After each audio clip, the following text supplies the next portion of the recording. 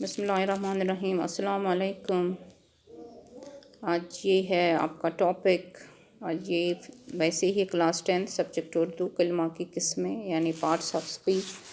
तो जब हम ज़बान की बात करते हैं तो ज़बान या बोली वो है जिसके ज़रिए से इंसान अपने दिल का मतलब ज़ाहिर करता है।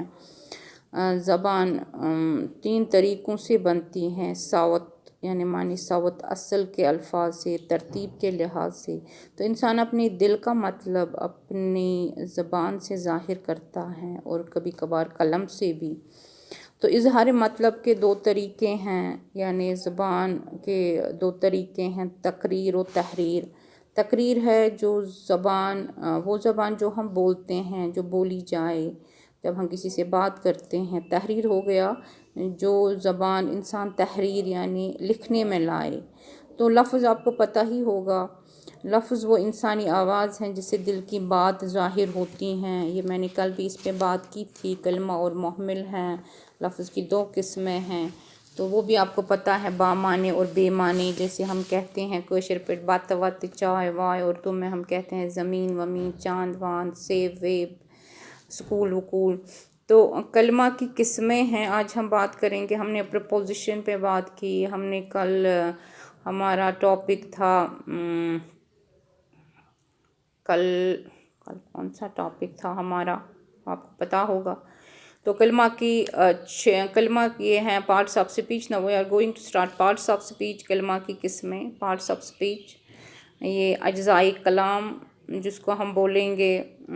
तो सबसे पहले इस्म है। कहाँ कल हमारा टॉपिक था काइंड्स ऑफ नाउन यानी इस्म की किस्में, वो हमने कल बात की थी। आज हम बात करते हैं इससे ऊपर जो इसका ओरिजिन है, कलमा की किस्में। कलमा की किस्में से एक नाउन है, वो हमने कल बात की थी।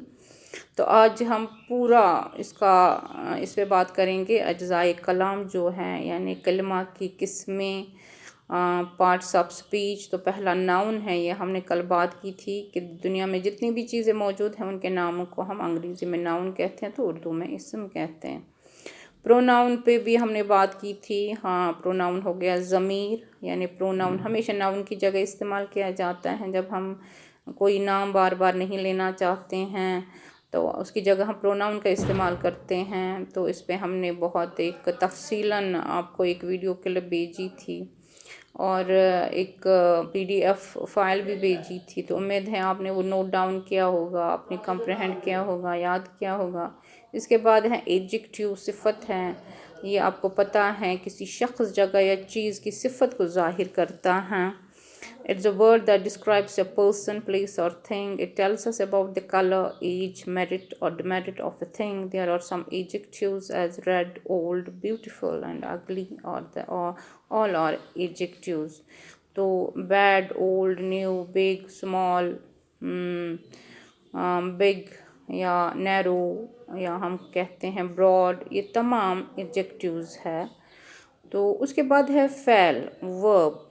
वर्ब इसमें मैंने वो ऑक्सिलरी वर्ब्स या बाकी हेल्पिंग वर्ब्स नहीं डाला है। इसमें बिल्कुल सिंपल वर्ब हमने डाला है जिसको उर्दू में फ़ैल कहा जाता है, यानी काम। जो भी हम काम करते हैं वो तमाम वर्ब्स हैं, जैसे खाना पीना, सोना, स्कूल जाना, यानी ईट, ड्रिंक, गो, स्लीप वगैरह। ये तमाम वर्ब्स हैं जो किसी काम के करने या होने को ज़ाहिर करते हैं। तो उसके बाद है मुतालिक फ़ैल। मुतालिक फ़ैल आपको पता है वो कलमा है जो फ़ैल के माने में इजाफ़ा और ख़ुसूसियत पैदा करे। The adverb is used to modify a verb, adjectives and even an adverb vary sometimes, carefully or some adverbs. तो adverb एक ऐसा वर्ड है जो एडजेक्टिव, वर्ब और दूसरे एडवर्ब्स के माने में इजाफ़ा और ख़ुसूसियत पैदा करने का काम करता है। जैसे हम बोलते हैं अली आहिस्ता चलता है, वो तेज़ बोलता है या वो तेज़ तेज़ बोलती हैं, बहुत अच्छा, वेरी गुड, और गुड, वेरी, ये इनके माने में वेरी गुड जब हम कहेंगे तो गुड है एडजेक्टिव, और वेरी जब इसमें ये इजाफ़ा करता है, इसके माने में इजाफ़ा करता है। तो समटाइम्स, वेरी, क्वाइट, केयरफुल, ये तमाम एडवर्ब्स हैं। इंग्लिश में LY लगाने से, एडजेक्टिव के बाद LY लगाने से, यानी quite quietly, beautiful, beautifully, handsome, handsomely, effectively, fruitfully, ये तमाम एडवर्ब्स कहलाते हैं। उसके बाद है प्रपोजिशन। प्रपोजिशन हो गया हरूफ जार या हरूफ रब्त। A preposition tells us about the position of a thing, यानी ये एक रिलेशन टेम्पररी रिलेशन एक बताता है। Tells us about the specific place wire thing exists, जैसे कि हम कमरे में हैं, जैसे कि बैग फर्निशिंग पे हैं, जैसे कि डेस्क पर पेन है।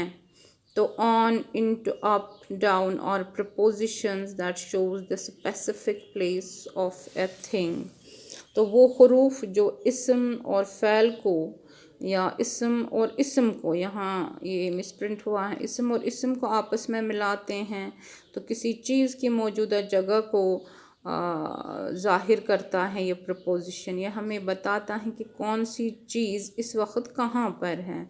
जैसे कि किताब मेज़ पर है, यहाँ पर एक प्रपोजिशन है जिसके माने ऑन के हैं, हमें ये बता रहा है कि किताब कहाँ है।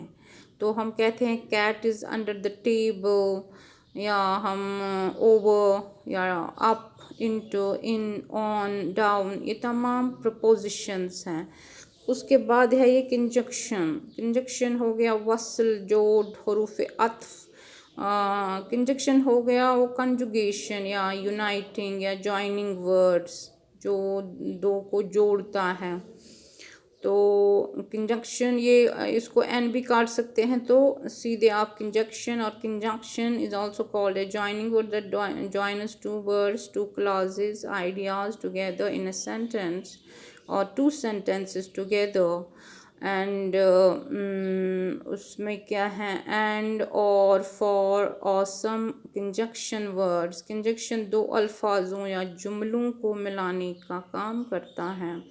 जैसे हम कहते हैं आप और मैं, वो और ये।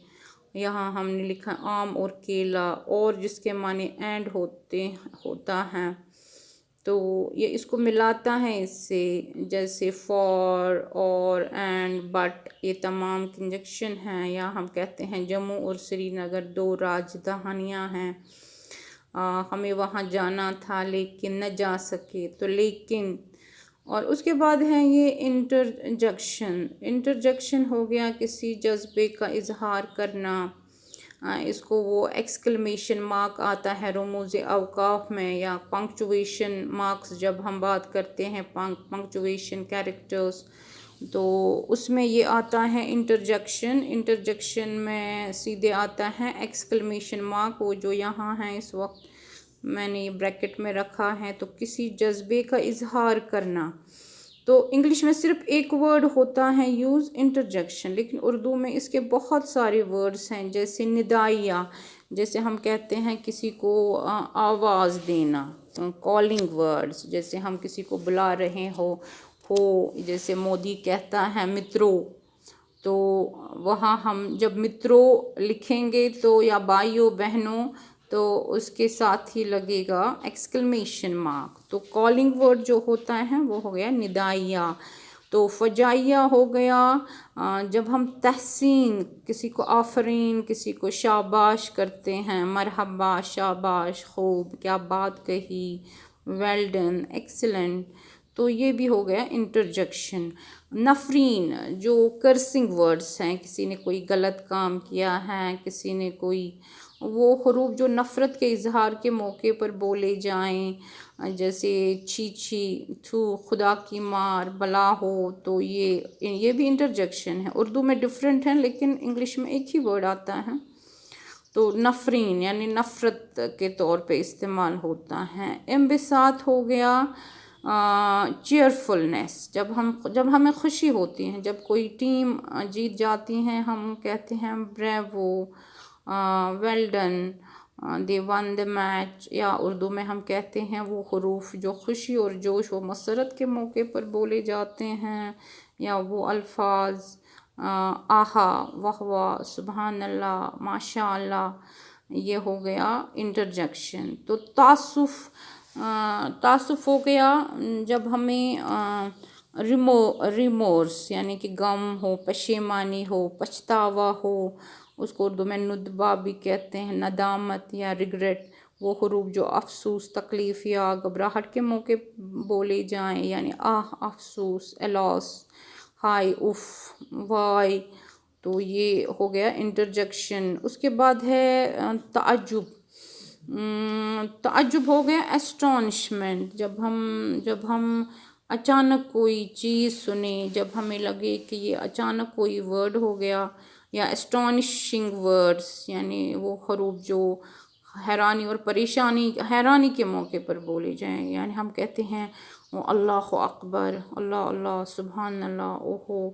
तो उसके बाद है ये मार्क एक ही हैं, एक्सक्लेमेशन मार्क एक ही हैं, एक ही कैरेक्टर हैं जो आएगा जब ये वर्ड्स हम लिखेंगे, लेकिन इंग्लिश में सिर्फ एक वर्ड है इंटरजेक्शन, लेकिन उर्दू में इसके बहुत सारे हैं। तंबह हो गया जब हम किसी को वार्निंग देते हैं, जब हम एडमिनिश, वो हरूफ जो ख़बरदार करने, आगाह करने या डराने के लिए बोले जाएं, जैसे आजकल हम बोलते हैं कि ख़बरदार मास्क नहीं लगाया तो कोविड हो जाएगा, ख़बरदार वो नहीं, घर में नहीं बैठे, या देखो या सुनो, या टीवी पे होता है आजकल कि दूरी बनाए रखो, तंबह, वार्निंग, एडमनिश।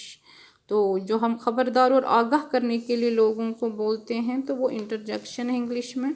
उर्दू में बहुत सारे वर्ड्स इसमें यूज़ होते हैं, निदा, फजाइया, तहसीन, नफरीन, इम्बिसा, तासुफ, ताजुब, तंबह। तो ये आज के लिए बस इतना ही। नाउन हमने कल किया था, काइंड्स ऑफ नाउन किया था, common noun, proper noun, material, collective, abstract, countable, non countable और अनकाउंटेबल। और नंबर ऑफ नाउन्स ये नहीं किया, सिंगुलर, प्लूरल, मैस्कुलाइन, फेमिनाइन, ये इस पे मैंने जोड़ दिया है। लेकिन आज हम बात करेंगे बस सिर्फ काइंड्स ऑफ ये जो है इस्म की किस्में यानी पार्ट्स ऑफ स्पीच। तो आज का आपका इतना ही। ये आप देखिएगा या आप सुनिएगा, बार बार सुनिएगा ताकि एक ही बार जहन नशीन हो जाए आपको। बाकी अगली बार तो सलाम।